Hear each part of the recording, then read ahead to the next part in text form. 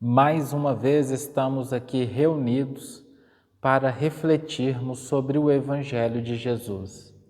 Elevemos o nosso pensamento. Mestre querido Jesus,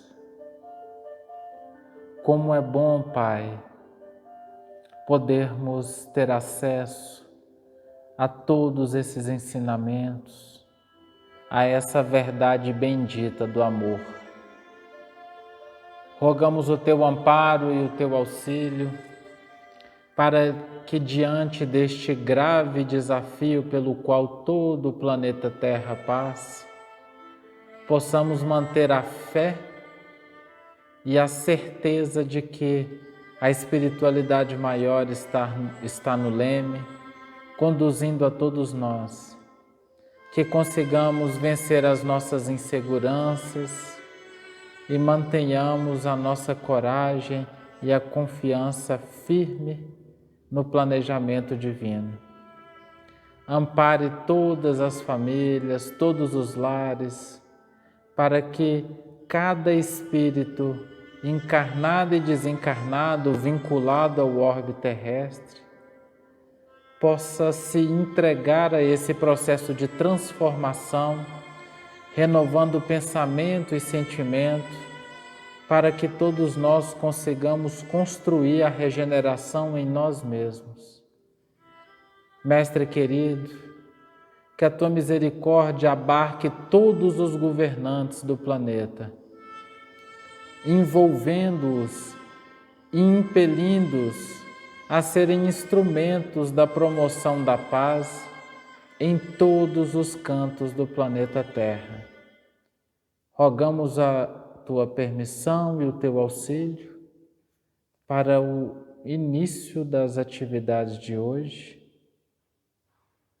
Juntos, Pai querido, em conexão com a espiritualidade maior. Que assim seja. Nós estamos trabalhando o capítulo 15 do Evangelho segundo o Espiritismo, itens 4 e 5, intitulado O Maior Mandamento. Nós temos uma passagem que está em Mateus, no capítulo 22, versículos 34 a 40.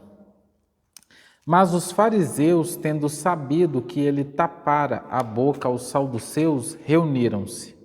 E um deles, que era doutor da lei, veio lhe fazer esta pergunta para o tentar: Mestre, qual é o maior mandamento da lei?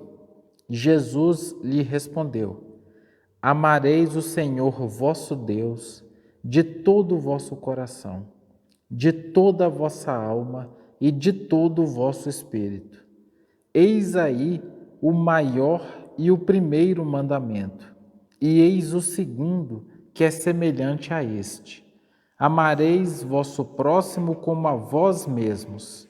Toda a lei e os profetas estão contidos nesses dois mandamentos. Na sequência, nós temos um comentário do Evangelho que nos coloca o seguinte: não se pode verdadeiramente amar a Deus sem amar seu próximo, nem amar seu próximo sem amar a Deus. Portanto, tudo que se faz contra o próximo é o fazer contra Deus. Não podendo amar a Deus sem praticar a caridade para com o próximo, todos os deveres do homem se encontram resumidos nesta máxima: fora da caridade não há salvação. Essa passagem do Evangelho nos traz o nosso foco principal na nossa encarnação, que é o amor. Quando os fariseus perguntaram a Jesus, claro que eles queriam deixar o nosso mestre numa situação desconcertante, para que ele realmente mostrasse que o que ele estava ensinando, se tinha alguma coisa contrária às leis, né, daquela época. E então, quando Jesus diz que o maior mandamento é amar a Deus, mas a gente precisa também amar o nosso próximo como a nós mesmos, a gente pode parar um pouco e pensar nesse amor. O que é esse amor? Como eu chego nesse amor? Se esse é o maior mandamento, né? E com esse amor, eu também desenvolvo essa caridade que Jesus diz para nós, que fora da caridade não há salvação, que é colocado no Evangelho aqui. Então, pensando nesse amor que Jesus nos diz, a gente lembra que Deus é amor. Então, o que é esse amor? É algo sublime. Não é esse amor que a gente costuma ver hoje entre cônjuges, entre amigos, é algo bem maior. Ele fala até, em outras passagens do Evangelho, dos inimigos, inclusive. Né? Então, é um amor que transcende essas nossas expectativas materiais, essa nossa expectativa de troca. Não existe troca nesse amor. Deus nos ama como somos, né? E Ele acredita, Ele sabe desse nosso caminho evolutivo, então Ele aceita todas as fases pelas quais a gente passa durante as várias encarnações. Então, quando a gente pensar nesse amor, a gente vai visualizar um amor sublime, a gente vai visualizar um amor que aceita, um amor que respeita, né, que aceita em que momento o nosso próximo está vivendo. É um amor que realmente necessita que a gente trave batalhas internas, que a gente consiga transformar aquele homem velho num homem novo. Então a gente pode visualizar como se a gente fosse subir uma montanha bem íngreme. E para subir essa montanha, a gente coloca lá a nossa mochila. Só que na nossa mochila, se a gente carregar demais com coisas desnecessárias, a gente vai ver que nós não vamos conseguir subir essa montanha. Mas conforme a gente vai dando os passos, a gente vai sentindo que o peso vai aumentando. Então, na nossa consciência, conforme a gente vai estudando mais o Evangelho, a gente vai procurando viver mais esse Evangelho em cada dia da nossa vida, a gente vai vendo que algumas coisas do homem velho vão pesando na nossa mochila, que aquilo não é necessário, que aquilo está me atrapalhando a dar mais passos nessa viagem, nessa subida em direção a esse ponto culminante que seria o amor. Então a gente começa a desapegar, a deixar de ser egoísta, a pensar mais no próximo, nos colocar nesse serviço para o próximo, que trata muito a caridade, né? Nesse serviço sem esperar nada em troca. Servir por amor, servir porque se sente bem servindo. Numa das palestras do Haroldo Dutra, uma pessoa perguntou, dentro dos questionamentos, perguntou para ele, mas se a gente fizer caridade, pensando no que a gente vai ganhar depois, quando a gente, se a gente vai ganhar pontinhos lá no céu, né? Isso é caridade? E eu pensando também nessa pergunta, fiquei refletindo, mas qual o sentimento que a gente está tendo quando acredita que está fazendo caridade? Que a caridade não é só o dar, é o que eu estou sentindo naquele momento, né? Como eu estou envolvida naquele ato, que muitas vezes é também o saber ouvir, é uma caridade. Mas se eu estou pensando só em mim mesmo, eu estou sendo egoísta. Né? Eu vou fazer porque eu tenho a obrigação de fazer, porque depois, quando eu desencarnar, isso pode contar pontos para mim. Mas então, vamos pensar assim, no conceito principal da palavra, que é viver aquilo com amor, você não está fazendo a caridade. Então, esse amor que a gente busca, que a gente está subindo a montanha, ele exige de nós a busca pelo o homem novo de uma forma como o Evangelho nos explica. O homem de bem, né? Aquela pessoa que realmente se doa de uma forma inteira.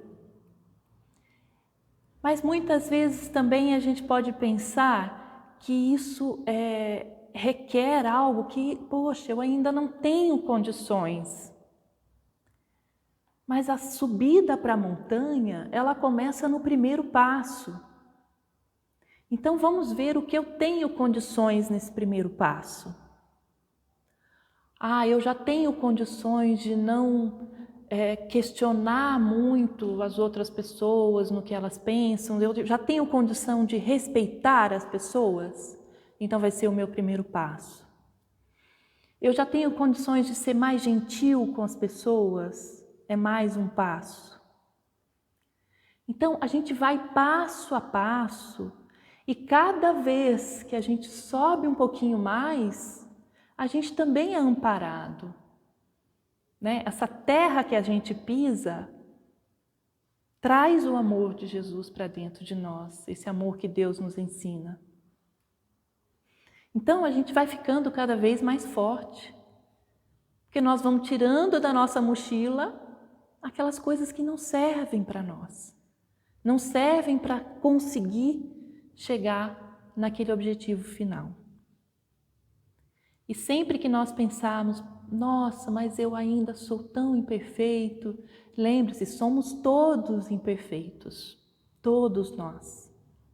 Com raríssimas exceções, estamos aqui para aprendermos juntos a amar.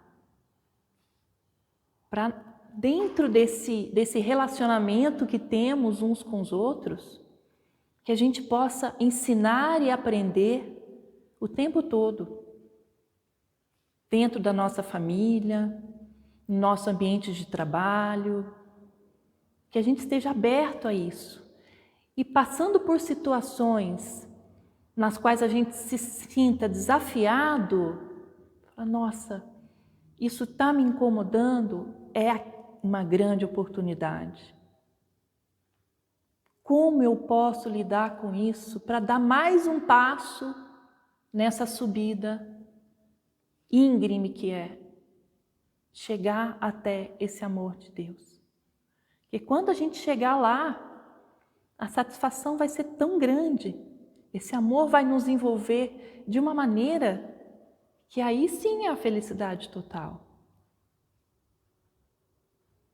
Mas até chegarmos lá, vamos também aceitar as nossas limitações, nos propondo a cada dia um pouquinho mais, a cada dia sermos melhores em algo que a gente venha trabalhando, que não precisa ser de um dia para o outro. E busquemos esse amor. Claro que o amor que Jesus coloca aqui para nós, devemos amar a Deus com todo a nossa alma, o nosso coração, o nosso espírito, né? Vamos amar eternamente. Mas precisamos amar o nosso próximo e antes disso, amar a nós mesmos. Porque se eu preciso amar o próximo como a mim mesmo, traz essa necessidade de amar a mim mesmo. E como que eu vou fazer isso se eu estou sempre me decepcionando comigo mesmo, né? se eu estou sempre vendo os defeitos, mas eu também posso olhar as qualidades. A humildade que Jesus nos fala não é para nós só olharmos os nossos defeitos, é para a gente ver também que a gente tem condição de ir melhorando, a gente já está dando alguns passos.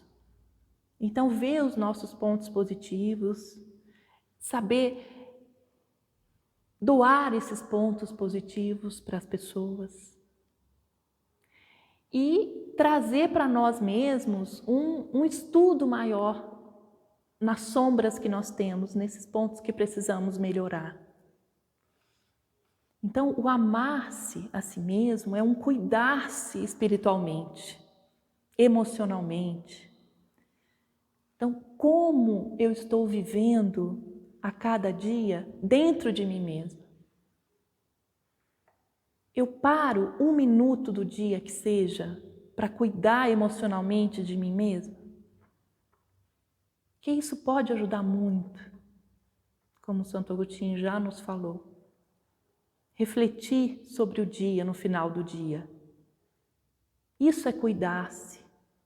E esse cuidar-se faz com que a gente se ame. Quando você se ama e você está nessa conexão, você está vivendo o Evangelho, aceitou o Evangelho na sua vida, aquilo emite uma luz, uma energia que realmente traz esse exemplo para as pessoas. Porque você vive em serenidade, você vive aceitando as coisas que te acontecem sem ficar revoltado, sem questionar a Deus, que a gente vê muito que isso acontece, né? Nossa, Deus, mas por que está acontecendo tudo isso? Existe um motivo que não está no nosso alcance agora. Mas aceitar isso e saber, eu preciso aprender algo, eu tenho algo a aprender com isso, e isso vai me fazer dar mais um passo subindo essa montanha. E cada vez que eu me relaciono com o meu próximo, eu procurar levar esse amor que Deus nos ensinou. Então eu não vou doar do meu tempo porque o outro está doando do tempo dele para mim. Eu vou doar porque aquilo me faz bem, porque eu me sinto bem com aquilo, porque eu sei que eu sou um instrumento de Jesus aqui na Terra. E de alguma forma eu posso ajudar o outro, todos podem se ajudar mutuamente. Não interessa em que classe social, em que posição no trabalho, não interessa nada disso.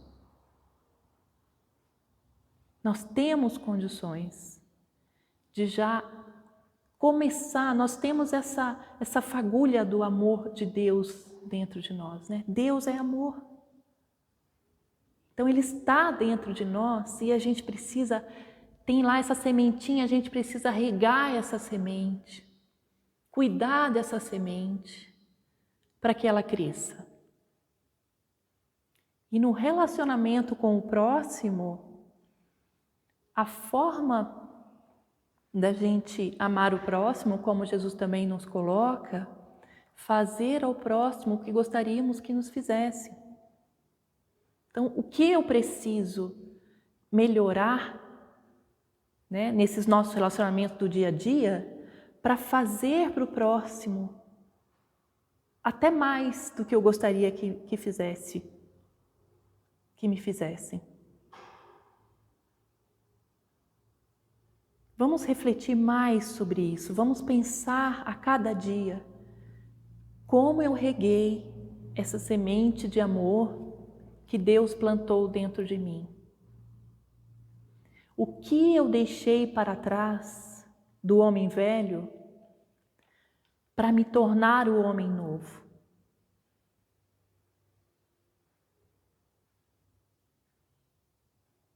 Então, cada um de nós tem esse potencial, cada um de nós tem essa chama divina que vai se transformar num espírito evoluído. Nós não somos o que nós estamos vivendo agora. Nós somos um espírito destinados a sermos luz. Para isso que Deus nos criou. Então é isso que nós somos, mas nós passamos por estágios de construção íntima para chegarmos lá. E isso depende muito da nossa boa vontade, de nos conectarmos com esse amor de dentro para fora.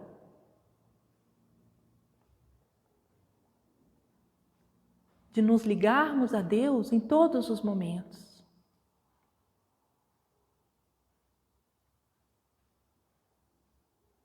Deus sabe tudo o que necessitamos. Jesus está com a gente, nos propondo, nessa metodologia do amor, nos dar oportunidades para melhorarmos exatamente aqueles pontos que precisamos. Então vamos confiar mais. Esse amor fraterno, ele extrapola a nossa visão de amor, né, que é aquela coisa do nosso círculo de família, o nosso círculo de amigos, as pessoas que conhecemos. Então esse amor extrapola, esse amor é universal. Imagine você num país estranho, onde você pouco sabe falar a língua, ainda não tem um trabalho. Você ser acolhido por alguém daquele país vai te dar a chance, a oportunidade de melhorar. E não importa se as pessoas te conhecem ou não. Então vamos ver essa semente dentro de cada um de nós, independente se nós temos um relacionamento mais próximo. Vamos viver pelo amor, pelo conceito de amor universal, que isso sim vai nos trazer a fraternidade. E pensando assim, a gente é caridoso, a gente faz a caridade. O amor nos impulsiona a fazer a caridade. Sempre vendo no outro o bem, o bom, o belo.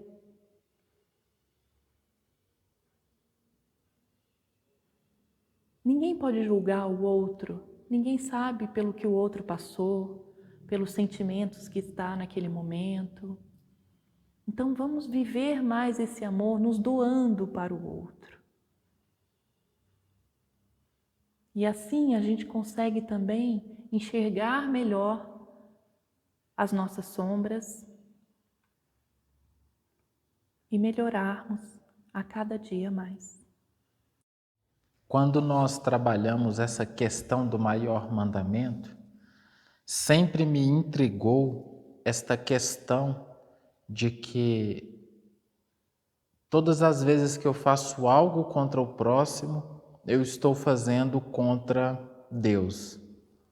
E foi sempre um questionamento que eu buscava compreender como é que eu posso prejudicar a Deus de uma maneira filosófica quando eu faço mal ao próximo ou a mim mesmo. E essas perguntas sempre ecoavam dentro de mim. Por que quando eu não amo o próximo, eu não amo a Deus? Por que ao não me amar, eu não amo a Deus? Por que todo mal que eu faço ao outro, eu acabo fazendo a Deus? Aí eu queria convidar para que a gente possa estruturar aqui um exemplo para que possamos buscar compreender. Vamos imaginar uma pintura belíssima. Quando eu vejo um quadro belíssimo pintado, não necessariamente eu vou saber quem é o pintor ou enxergarei o pintor. Aqui no nosso centro, por exemplo, nós temos uma pintura do rosto de Jesus que é muito bonita, mas eu não sei quem pintou. E olhando esse quadro, eu não tenho sequer como afirmar quem é o indivíduo que fez isso. Mas imaginemos que eu seja alguém extremamente insensível para perceber a beleza dessa pintura. E chegando no centro, na administração do centro, eu acho que aquele quadro só está ocupando espaço, está enchendo a parede de coisas, e eu decido jogar aquele quadro fora. Vamos analisar essa situação. Quando eu pego essa tela e jogo ela fora, quando eu rasgo essa tela, eu estou rasgando o esforço e a dedicação de horas de alguém que fez de tudo para entregar aquela pintura. E eu vou mais além. Quando eu faço o que eu fiz, eu estou desrespeitando o sentimento e o pensamento daquele artista. Porque toda obra de arte é a materialização dos pensamentos e sentimentos do seu executor. Porque a arte é isso, a arte é essa expressão concreta do que vai no campo sublime dos sentimentos e pensamentos. Então, de uma maneira até muito pesada, eu estou agredindo alguém, porque eu estou destruindo a sua própria obra. Vamos fazer o exercício da empatia e vamos nos colocar no lugar desse artista, que pode ter gastado meses para concluir essa obra e se depara com um outro indivíduo que ele nunca viu, simplesmente rasgando essa obra. Esse é o ponto. Nós somos uma obra divina, sendo Deus o nosso escultor. Porque o espírito vem de Deus. O corpo, o robozinho de carne, vem dos nossos pais. Mas o espírito, a essência divina, a mônada celeste, vem de Deus. Diferente de uma pintura, nós não somos uma arte inerte, porque Deus, ao nos esculpir, ao nos pintar, ao nos criar, Ele nos deu também o livre-arbítrio. E junto com o livre-arbítrio, Ele nos deu em nossa consciência todas as leis que nos levariam a um caminho de paz e plenitude. Nós temos muito bem registrado dentro de nós o que é certo e o que é errado. Basta que tenhamos a coragem de questionar e ouvir a nossa consciência. Lá no fundo, nós sabemos o que é bom e o que não é para a nossa existência. Nós temos esse livre-arbítrio. E a partir daí, as escolhas são nossas.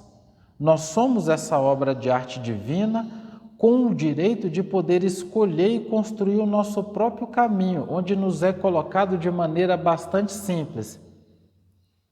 Esta e esta escolha vão te trazer dor, sofrimento e aflições. Este caminho vai te trazer paz. Mas independente de tudo isso, meu filho, tu és livre. Faça a tua própria jornada. É muito interessante porque se nós fôssemos um pintor, um escultor ou um artista, provavelmente nós não teríamos coragem de destruir a obra de alguém.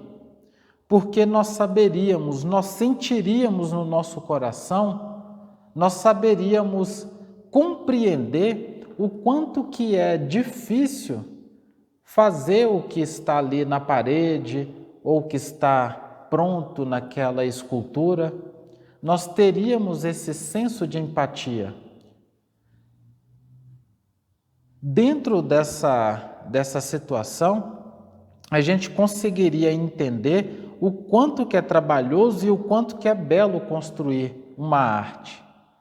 É por isso que Jesus nos coloca que nós devemos amar ao próximo como a nós mesmos, porque eu só vou conseguir amar a obra de arte que o outro é quando eu também conseguir amar e reconhecer o divino que sou. O auto-amor, ele vem em primeiro plano.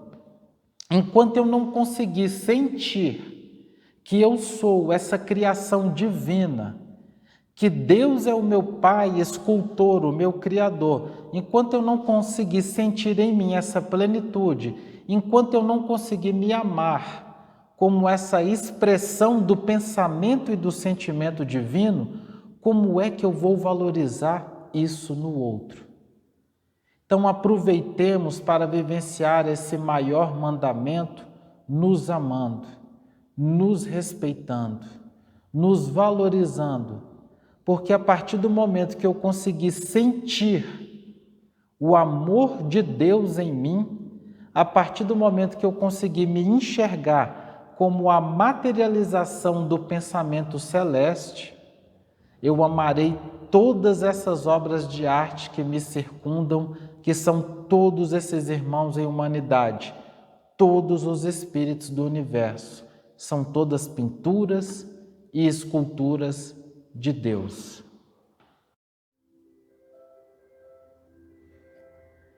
Elevando os nossos pensamentos a Deus, nosso Pai amado, a Jesus, o nosso Mestre, agradecemos, Senhor, por esta encarnação,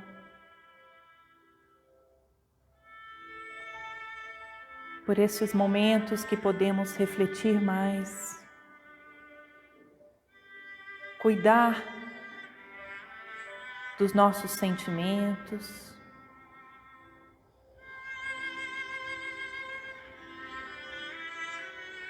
que possamos a cada dia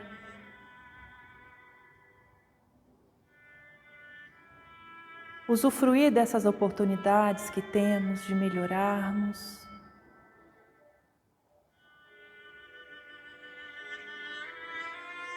para que alcancemos o amor dos meus. Que assim seja. Que assim seja.